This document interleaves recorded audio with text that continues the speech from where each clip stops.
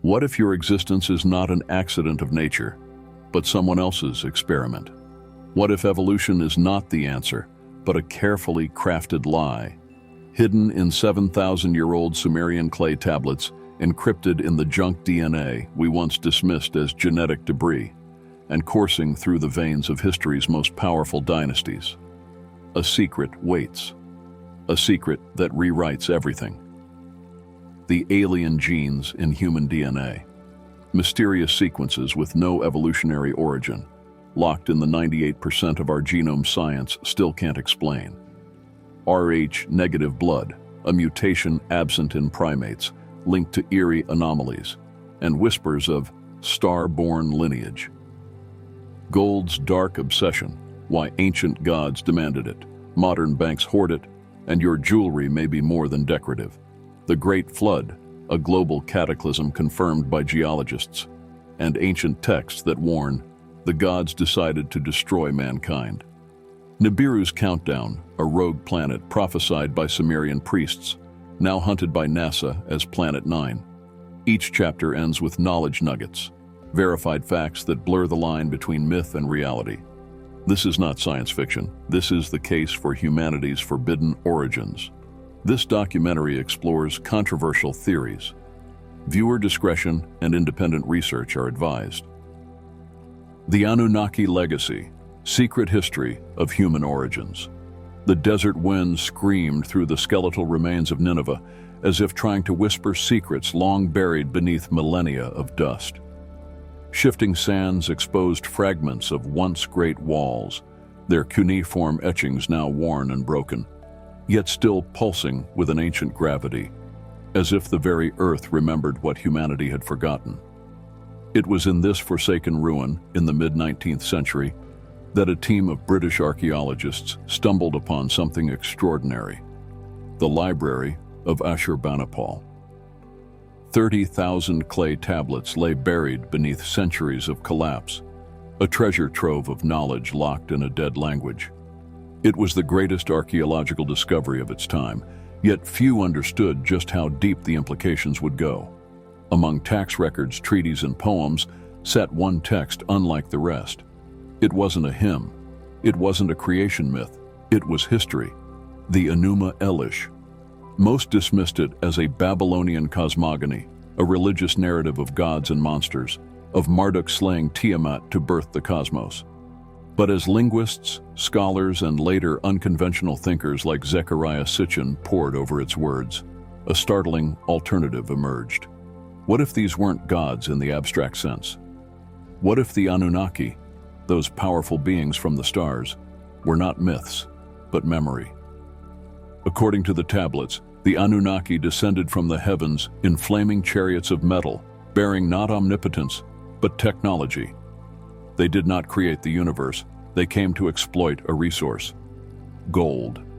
This wasn't a metaphor. This was logistics. The texts detailed their arrival on Earth, their quarrels, their motives, and even their labor problems. Why would ancient peoples fabricate such specifics? The clay fragments spoke of flight paths, landing sites, and genetic experiments with a precision unsettling in its modernity. And then, a haunting question took shape across disciplines, whispered first in dusty lecture halls and later amplified in online forums, podcasts, and late-night conspiracy programs. Why does every ancient civilization tell the same story? From the Sumerians of Mesopotamia to the ancient Maya of Mesoamerica, from the Dogon tribes of Mali to the Aborigines of Australia, each has a creation myth where gods descended from the sky. Each culture spoke of divine beings who taught humanity agriculture, astronomy, medicine, and architecture. They all described wars among the gods, floods to cleanse the earth, and sky chariots streaking across the heavens. Coincidence or collective memory? Take the Maya, whose Popol Vuh tells of sky gods creating humans to serve them, only to destroy their first attempts because the creatures were not obedient enough. Or the Zulu, whose legends of the Nomo mirror the Sumerian Anunnaki with uncanny precision. Even in ancient China, the Yellow Emperor is said to have descended from a dragon. a symbol of advanced knowledge and power. And yet, all these cultures existed oceans and centuries apart. Linguists have tried to dismiss the parallels as archetypes, recurring symbols in the human psyche. Anthropologists label them as cross-cultural contamination, citing trade routes and cultural diffusion. But these explanations fray when one examines the details. How did the ancient Sumerians, arguably the first known civilization, know the precise orbital patterns of planets invisible to the naked eye? How did they catalog the moons of Jupiter, Saturn's rings, and the heliocentric model of the solar system over 4,000 years ago? And most disturbingly, how did they describe Nibiru, a planet on a 3,600-year elliptical orbit, a planet with an atmosphere rich in gold, essential for sustaining life, a planet that only grazes the inner solar system every few millennia, bringing with it celestial upheaval and occasionally visitors? For centuries, the mainstream scientific community scoffed at the notion. But in 2016, that laughter grew quiet. Astronomers from Caltech announced they had discovered indirect evidence of a massive, unseen object far beyond Pluto, a planet roughly 10 times the mass of Earth, with a bizarre orbit. They called it Planet 9. Its cycle? Approximately 3,600 years. Sitchin's followers erupted. The Sumerian texts were being validated piece by cosmic piece. And yet, the true implications were deeper than celestial mechanics. The Enuma Elish wasn't just a story of extraterrestrial visitors. It was a manifesto, a confession.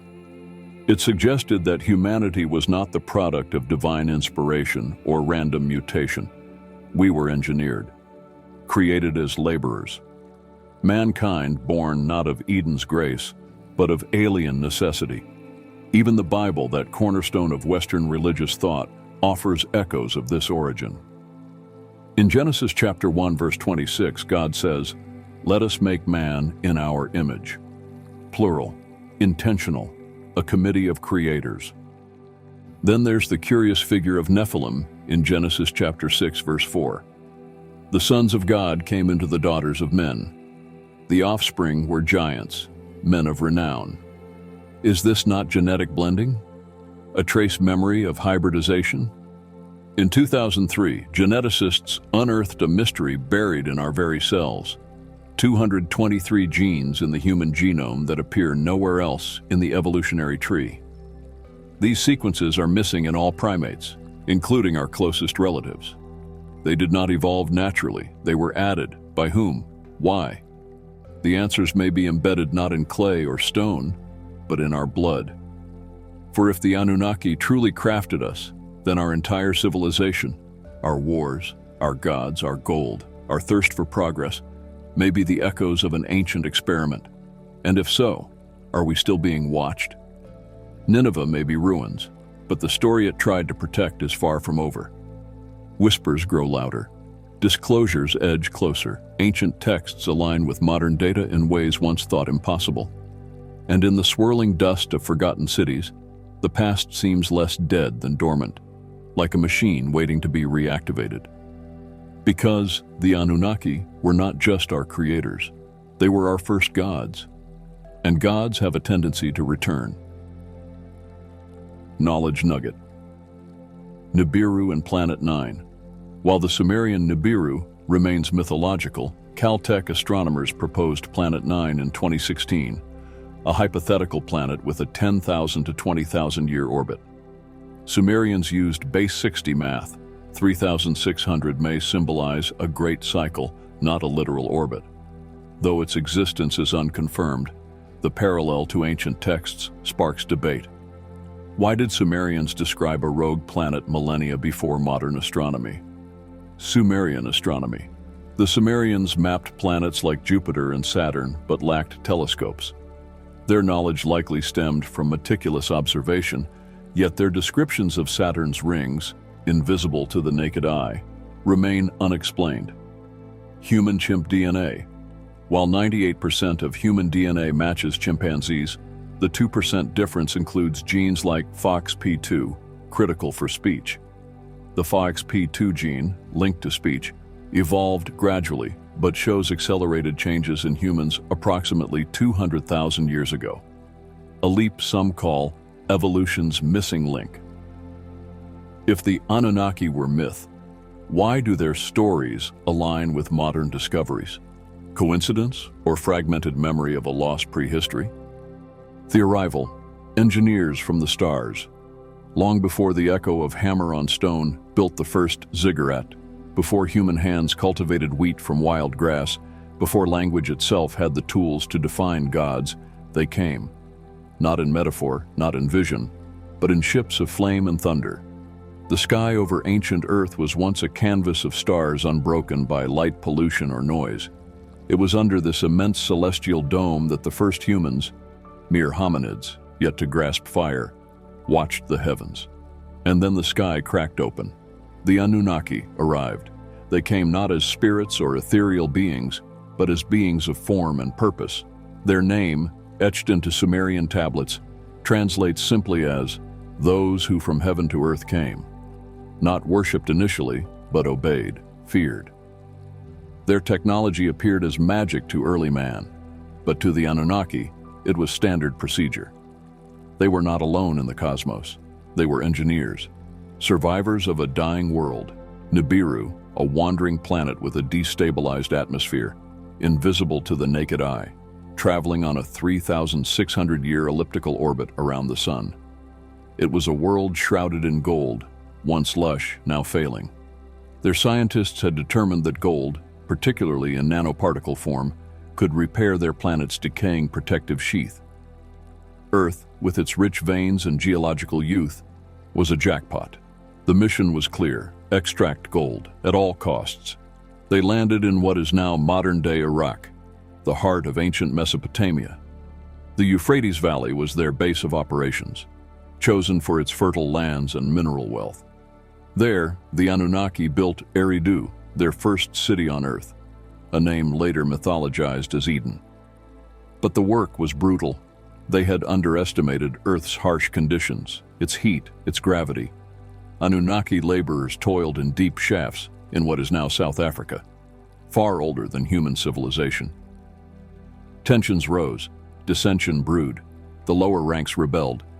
A strike, recorded not in scrolls, but in stone. When the gods, like men, bore the work and suffered the toil, they raised a clamor and shouted, "It was decided. Let us create a worker." Thus entered Enki, scientist, god, and rebel.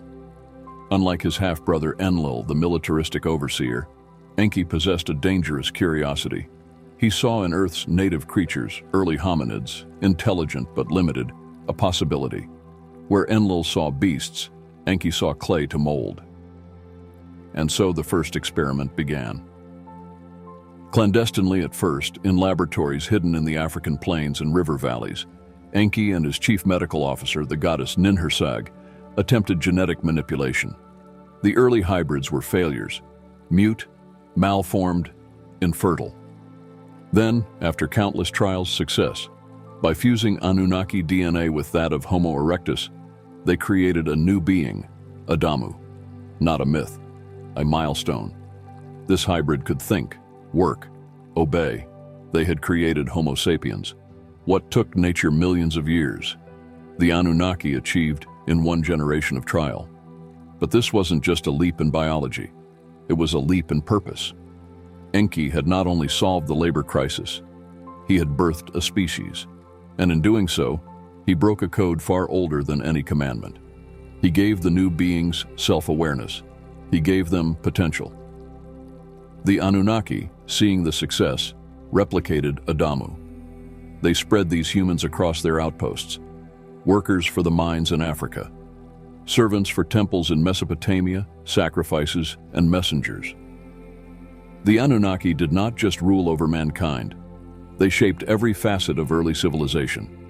The first kings were not chosen by men, but appointed by gods. Their bloodlines carried more than royal titles.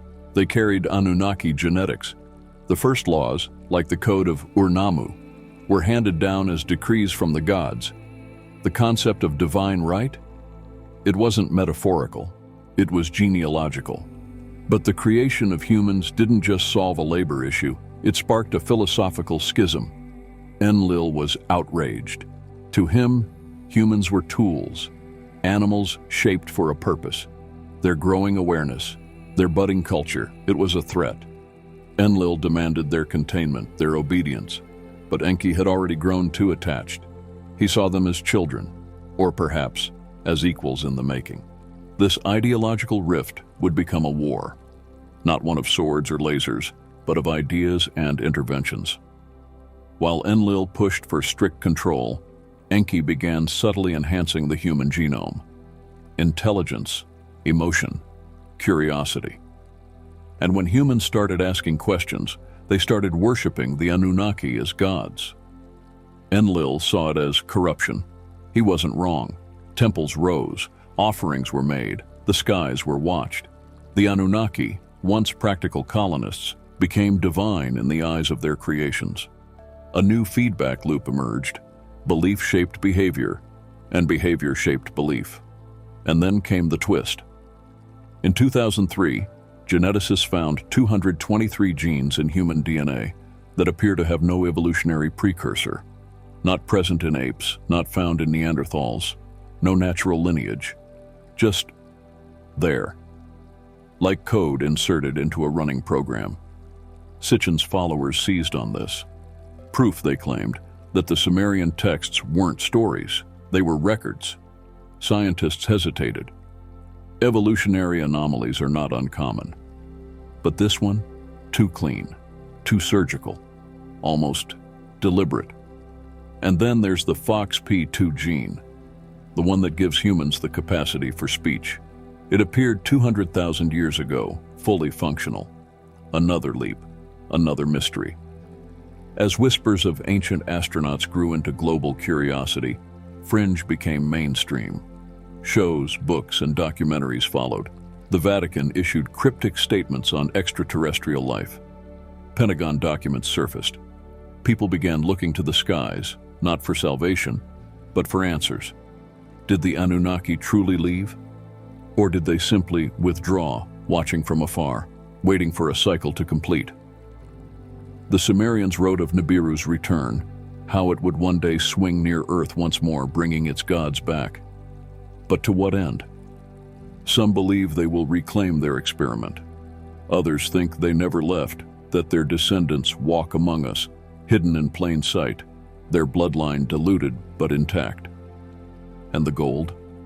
Still hoarded, still sacred, still sought. From the pharaohs to Wall Street, from El Dorado to central banks, humanity remains obsessed with a metal that serves little purpose beyond decoration and circuitry. Unless that obsession is not our own. Unless it was programmed into us, not a resource, a compulsion. As the planet warms and tensions mount, as our species teeters on the edge of collapse, some whisper that the engineers may soon return to assess their creation, that the gods of old will descend not in glory, but in judgment. After all, what do engineers do with a machine that's broken? They fix it, or they start again. Knowledge nugget. Gold's obsession.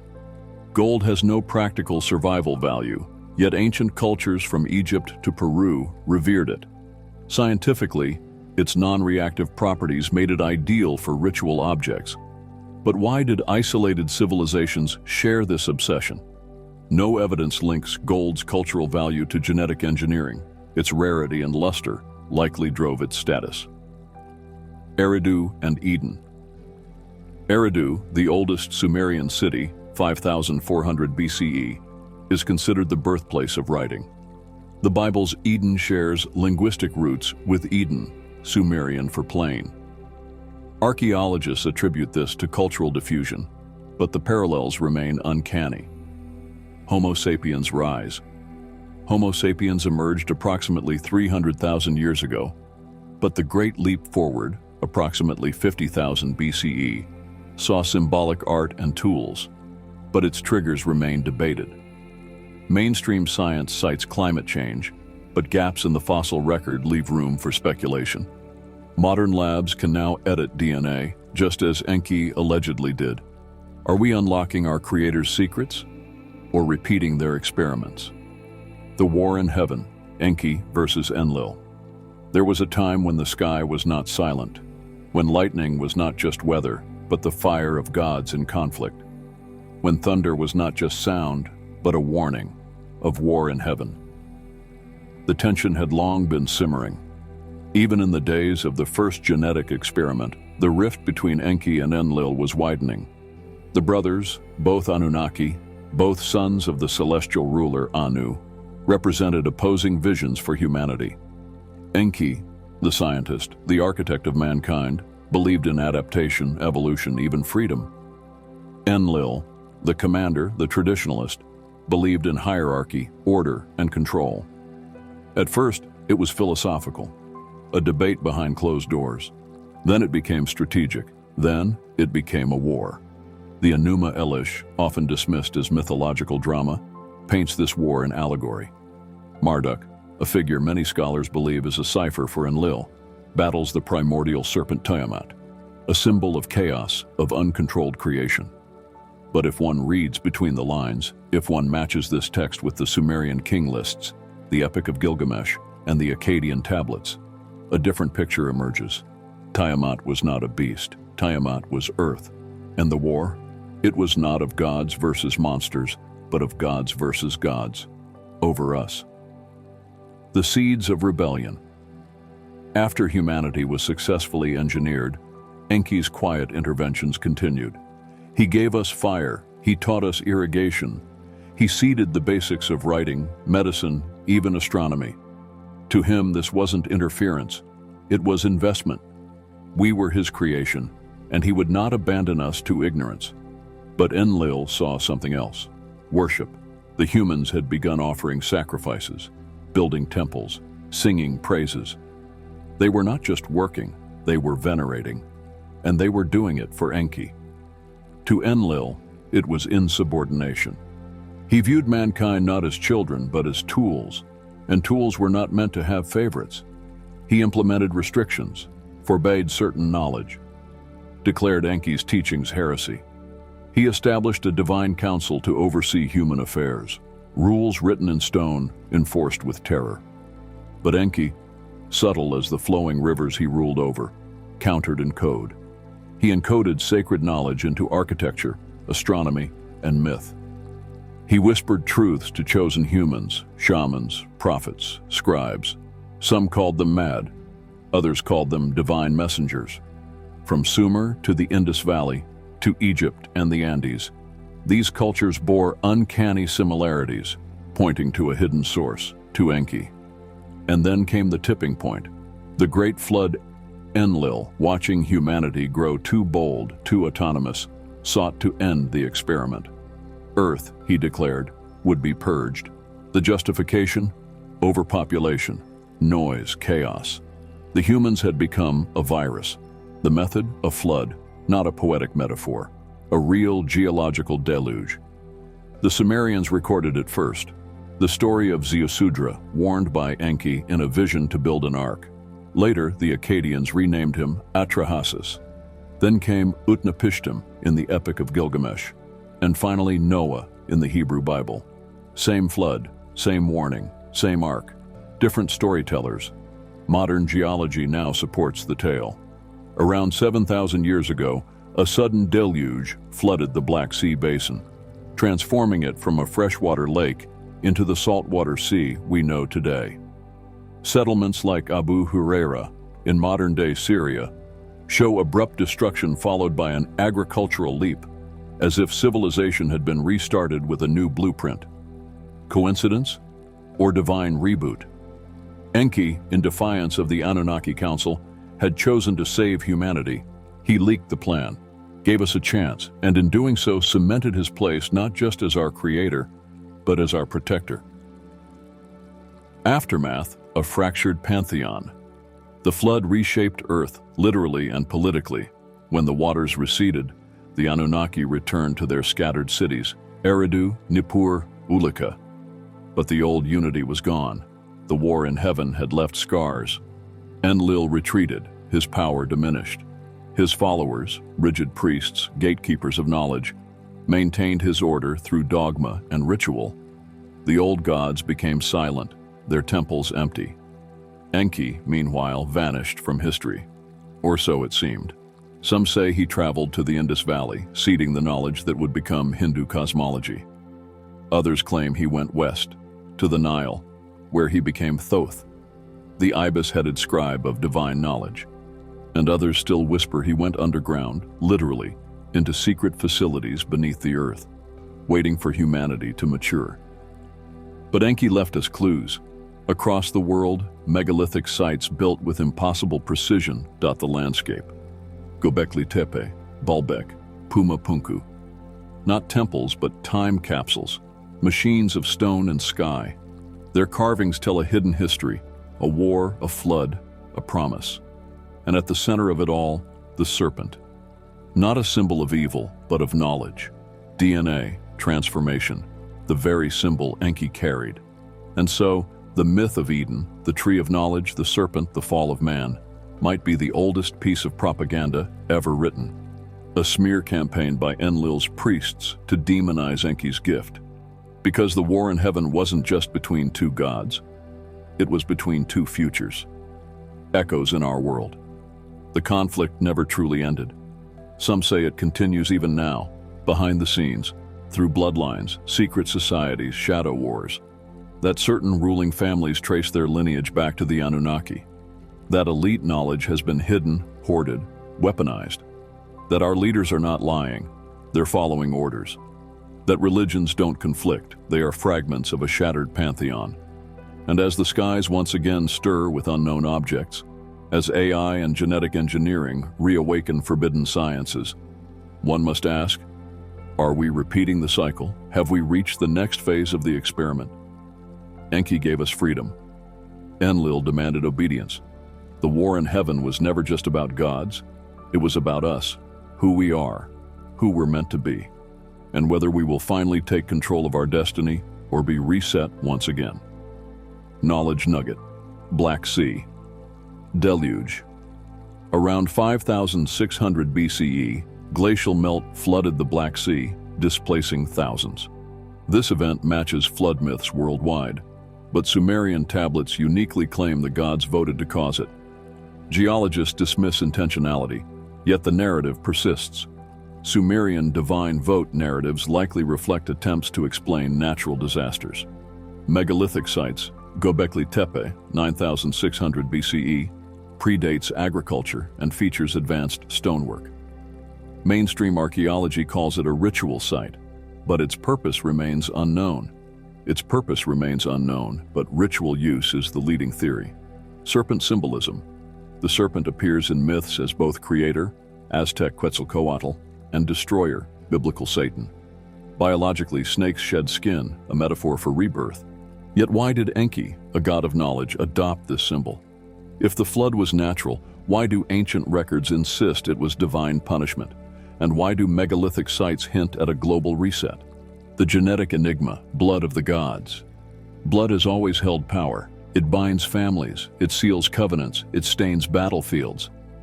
But more than symbol or sacrifice, blood carries the blueprint of who we are. And for some, it holds something else. Something alien. Across the world, roughly 15% of humans possess an anomaly. A seemingly small difference that has baffled geneticists for decades. The absence of the rhesus, Rh factor in their blood. It sounds technical, innocuous, but it's not. Rh negative blood is not a mutation.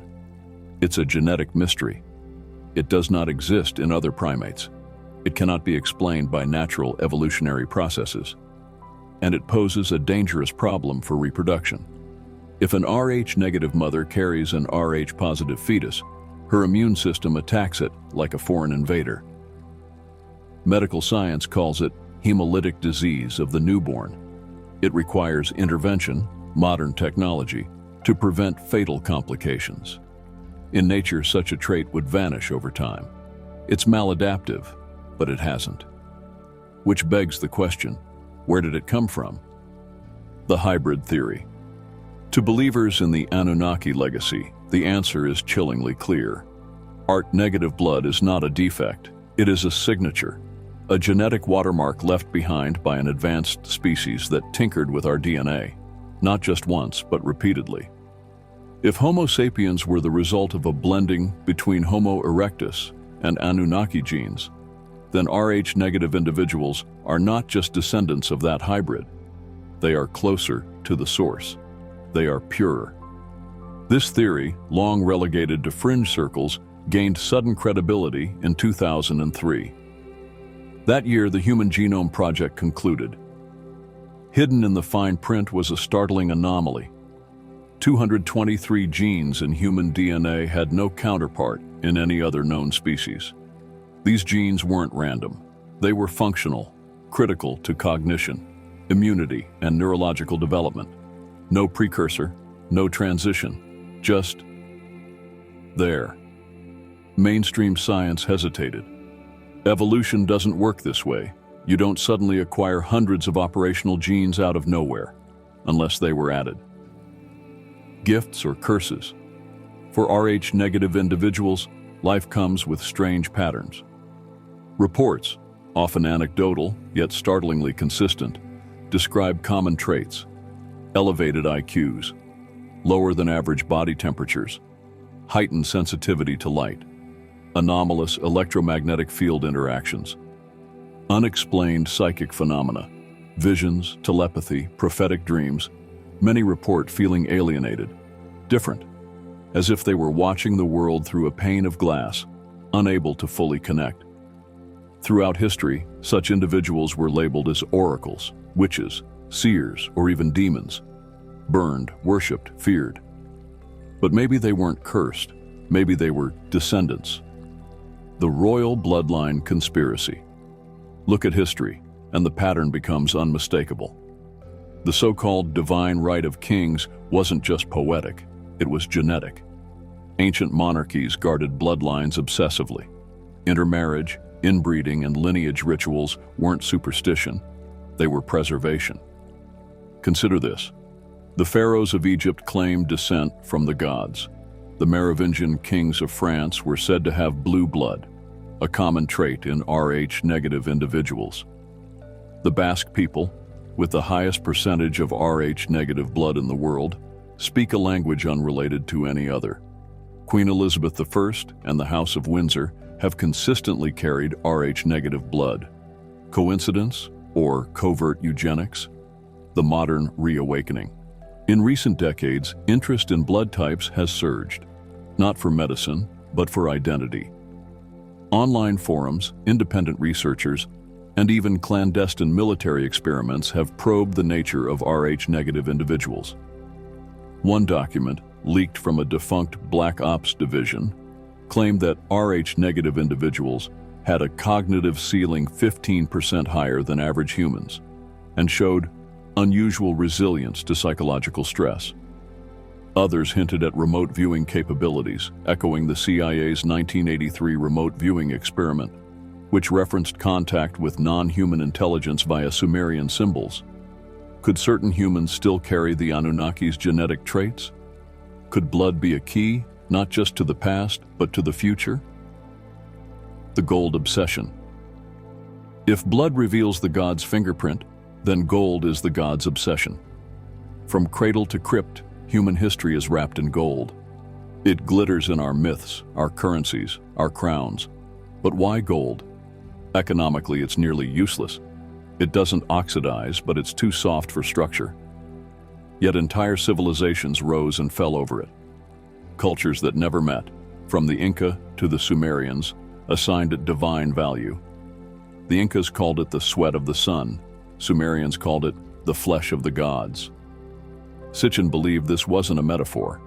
He argued that the Anunnaki needed gold, specifically in nano form, to suspend in their planet's atmosphere, repairing damage to its protective layer. Earth's abundance made it the prime target. But here's the twist. What if they didn't just use us to gather gold? What if they programmed us to value it so we would do the mining for them, even in their absence? What if gold is more than a resource? What if it's a trigger? The Ubaid lizardmen, the watchers left behind. In the ruins of Ubaid, ancient Iraq, archaeologists uncovered something bizarre. 7,000-year-old statues of humanoid beings with reptilian features, slit eyes, elongated skulls, serpentine postures of authority, holding staffs, cradling infants, presiding like kings. Who were they? No culture before or after them depicted anything similar. No legends explain them. No myths surround them. Unless they weren't depictions at all. Unless they were portraits. Left behind by humans who remembered their watchers. Not gods in shining armor, but overseers, geneticists, wardens. Part Anunnaki, part something else. Perhaps even a different faction altogether. Biomechanical enforcers left to observe, to correct, to ensure humanity didn't stray too far from its path. Their image would seed the serpent myths. From the feathered Quetzalcoatl in Mesoamerica to the Naga in India, the serpent has always been a paradox. Feared and revered, bringer of knowledge and chaos. A symbol of transformation and of lineage. Just like blood. The awakening. As technology advances, as DNA becomes editable and ancestry test kits unlock long-lost heritage, something strange is happening. People are remembering. Not past lives, not dreams, but feelings, sensations, buried instincts. As if somewhere in the double helix, old data is booting back up. Could Rh-negative blood be a genetic signal? A code waiting for a catalyst? And if so, what happens when it's activated? Some believe the return of Nibiru, the Anunnaki's homeworld, will reawaken dormant genes. That Rh-negative blood carries not just memories, but instructions. Instructions that will unfold when the time is right. When the gods return. Or when humanity is ready to become what it was meant to be. Not slaves, not children, but something in between. Something divine. Knowledge Nugget. Rh-negative blood. Found in 15% of humans, Rh-negative has no primate equivalent. Evolutionary biologists suggest a spontaneous mutation, but its persistence, despite reproductive risks, defies logic. The Basque people, 30% Rh-negative, have no known linguistic relatives, a dual mystery. Studies show no statistical IQ difference between Rh-negative and Rh-positive populations. Royal bloodlines, European royalty practiced inbreeding to preserve blue blood, leading to hemophilia. While this was superstition, the Rh-negative rate among elites, like Queen Elizabeth I, is higher than average. Ubaid statues. The 7,000-year-old Ubaid figurines depict humanoid reptiles. Archaeologists attribute them to shamanistic rituals, but no similar art exists elsewhere. Reptilian figurines may represent shamanic transformation, not literal beings. Science cannot explain why Rh-negative individuals report heightened intuition, or why global elites still guard their bloodlines. What are they protecting? The final warning, a message in clay. The sands of time have preserved many secrets, but few are as compelling as the cryptic inscriptions found on ancient Mesopotamian tablets. Among these, a particular fragment stands out. When the sigil returns in the house of the lion, the sleepers will rise. At first glance, this phrase seems shrouded in mystery. However, when examined through the lenses of astrology, history, and recent astronomical events, its significance becomes eerily apparent. Astrological alignments, the House of the Lion. In astrological terms, the House of the Lion refers to the zodiac sign of Leo. The mention of a sigil returning to this house suggests a notable celestial event involving a significant planetary body aligning with Leo. Astrologers have noted that in 2024, Jupiter, the largest planet in our solar system, aligns with the constellation Leo. Such alignments are rare and have historically been associated with transformative events on Earth. Could this be the sigil the ancient tablet refers to? The awakening of the sleepers. The latter part of the inscription, "The sleepers will rise," evokes imagery of dormant entities or forces reawakening. In various mythologies, sleepers often symbolize ancient beings awaiting a specific moment to return. Given the context of the Anunnaki narrative, This could imply the re-emergence of these ancient deities or their influence on humanity. Zecharia Sitchin, a proponent of the ancient astronaut theory, suggested that the Anunnaki promised to return at a designated time. Could the alignment of Jupiter and Leo be the harbinger of their prophesied return? Modern correlations and speculations. While mainstream science remains skeptical of such interpretations, certain contemporary developments add layers to this narrative. Astronomical discoveries. The hypothesized existence of Planet 9, a massive object in the outer reaches of our solar system, has drawn parallels to descriptions of Nibiru, the Anunnaki's purported home planet. Geopolitical unrest. The year 2024 has witnessed unprecedented global upheavals, pandemics, climate crises, and political instability. Some theorists argue that these events align with ancient prophecies, signaling times of great change. Technological advancements. The rapid progression of artificial intelligence and genetic engineering mirrors the ancient narratives of the Anunnaki's alleged creation of humanity. Are we, knowingly or unknowingly, retracing their steps? Deciphering the message. The convergence of ancient texts, astrological events, and modern occurrences invites contemplation. Symbolism of the lion. In various cultures, the lion represents strength, authority, and awakening. The House of the Lion could symbolize a period where these qualities are paramount. The role of humanity. If the sleepers refer to dormant aspects of human consciousness or potential, perhaps this is a call for awakening, to rise to new levels of awareness and capability. A cyclical return. History is replete with cycles. The Anunnaki's narrative suggests periodic returns. Are we approaching the end of one cycle and the beginning of another? Knowledge Nugget. 2024, Jupiter-Leo alignment. Jupiter enters Leo in August 2024, a routine astrological event. However, ancient cultures, Maya, Sumerian, tied Jupiter to kingship and Leo to leadership. Coincidence or coded warning? Planet 9 and Nibiru. Planet 9, if real, has a 10,000-year orbit, not 3,600. Yet fringe theorists argue Sumerians used base 60 math, so 3,600 may symbolize a great cycle. If real, Planet 9's gravitational influence could reshape solar system models, but it poses no existential threat. UFO disclosures. In 2023, the Pentagon declassified UAP footage, acknowledging unexplained aerial phenomena.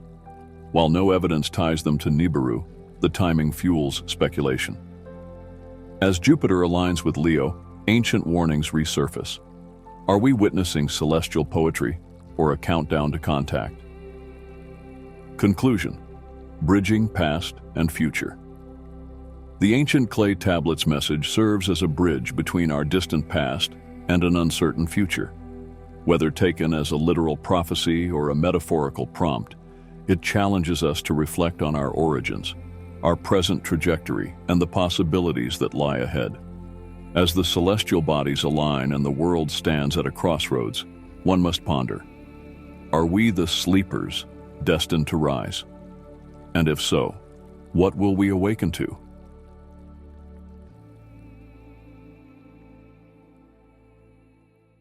If you enjoyed this video, don't forget to like, share, subscribe, and hit the notification bell so you never miss an adventure with us.